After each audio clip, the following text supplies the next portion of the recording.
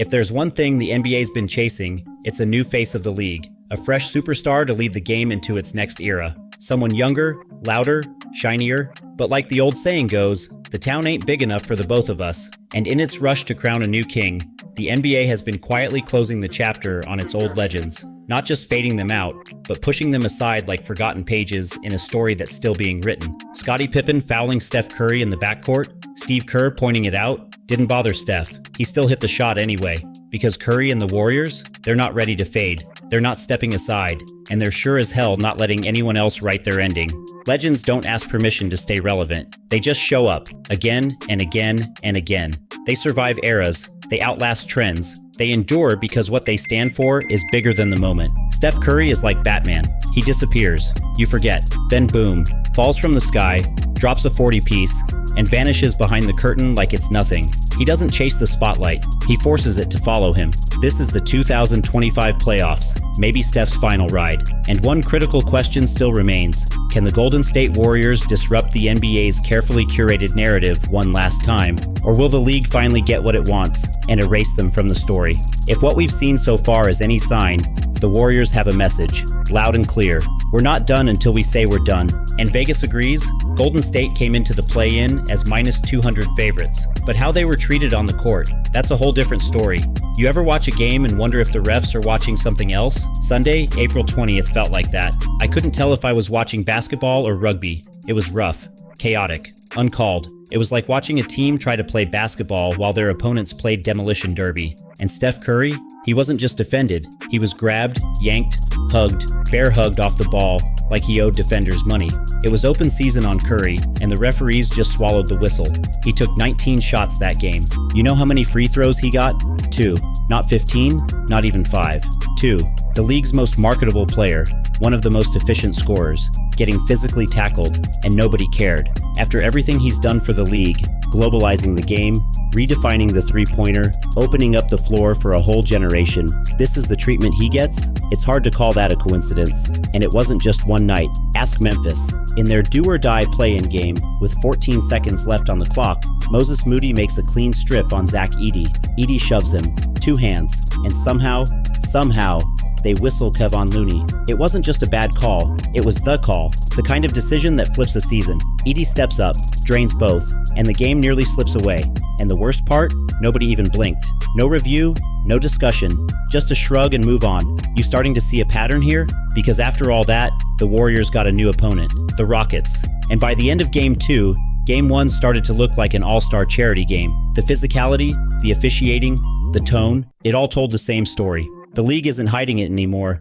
They're done with the Warriors. But lucky for us, the Warriors aren't done with them. They're not folding, they're not fading, they're just getting started. And they know what they're up against. A path so brutal, most teams would crumble just looking at it, but not them. Let's talk about this gauntlet. Let's say the Warriors survive the Rockets. Then it's either the Lakers, who basically have a second coach wearing a whistle, or the media's new darling they call Baby Jordan. And if they survive that, they get OKC. The Thunder aren't just good, they're historic. 68 wins. That's tied for the 6th best record in NBA history. Think about that. Out of 1,700 teams, only 6 have hit that number. And this young, hungry, athletic OKC squad, they didn't just win, they dominated. Their point differential was literally the best in NBA history. They're young, they're fresh, they're the future, and the league loves them. Shai Gilgeous-Alexander gets the whistle if you breathe on him wrong. This is the NBA's new favorite son. And then you've got Boston. People clown the Celtics for being boring, but boring gets rings. This team isn't built on hype. It's built on fundamentals.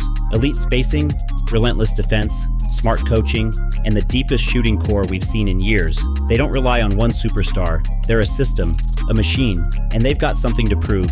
With OKC, Boston, and the refs all waiting, this might be the hardest playoff run Steph Curry has ever seen. But here's the twist. The Warriors are peaking at the right time. And momentum, it's the most dangerous weapon in basketball. Let's go back to February. That's when they made their move, trading for Jimmy Butler. And ever since, they've been the 3rd best team in the entire league. Only Boston and OKC have won more games since that trade. Not the Lakers, not the Nuggets, not the Suns, not anyone else. And defensively, they're number 1. Read that again.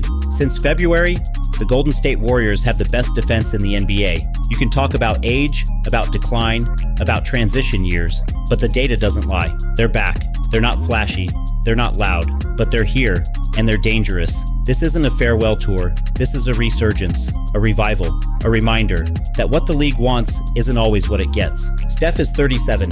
He's not supposed to still be doing this.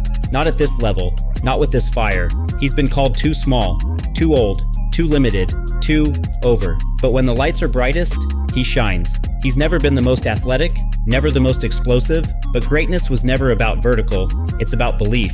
And that's what the Warriors have in buckets. Belief in each other, in their system, in their legacy, and in the idea that just maybe experience still matters in this league. Maybe character still counts. Maybe heart still wins games. Maybe we forgot what greatness really looks like. And Steph is here to remind us, to remind the world that leadership isn't just about being loud, it's about being consistent, being reliable, showing up. So what's all this mean? It means we're about to find out if Nico Harrison was right. Does defense still win championships? Because if the Warriors pull this off, if they run through this bracket and win it all, it won't just be another ring, it'll be the defining chapter of their entire dynasty. Not the beginning, not the middle, but the ending they chose. A mic drop, a final act. A statement that echoes long after the banners stop waving. And years from now, when people look back on this team, this run, they won't remember the predictions. They'll remember the defiance. They've been called washed, outdated, too old for today's NBA. But they're still here, still believing, still fighting. Because for them, it's not just about banners, it's about legacy. Legacy doesn't fade, it doesn't retire, it doesn't bow out because someone younger showed up. It stays, it pushes, it demands respect. And that's what this run is about. Not stats, not headlines, not hype. Belief, because in this league, everyone thinks they know your ceiling, your arc, your ending. But the Warriors are here to remind us, stories don't end until you stop writing. And Steph Curry, he's still holding the pen, still scripting chapters, still changing narratives, still proving that even in a league that moves fast, real greatness doesn't get left behind. Before we close the book, ask yourself this. How many times have we seen this movie before? The doubters, the critics, the stats that say it's over. Yet every time the Warriors are counted out, they come back with a vengeance. They don't just prove people wrong, they rewrite the ending entirely. Steph isn't chasing another title for fame or attention. He's doing it to remind everyone watching that greatness is a choice, a grind, a mindset, a refusal to go quietly.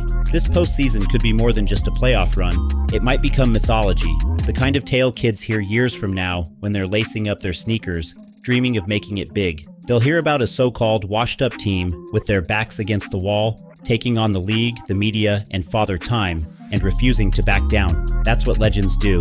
They show up when nobody expects them to.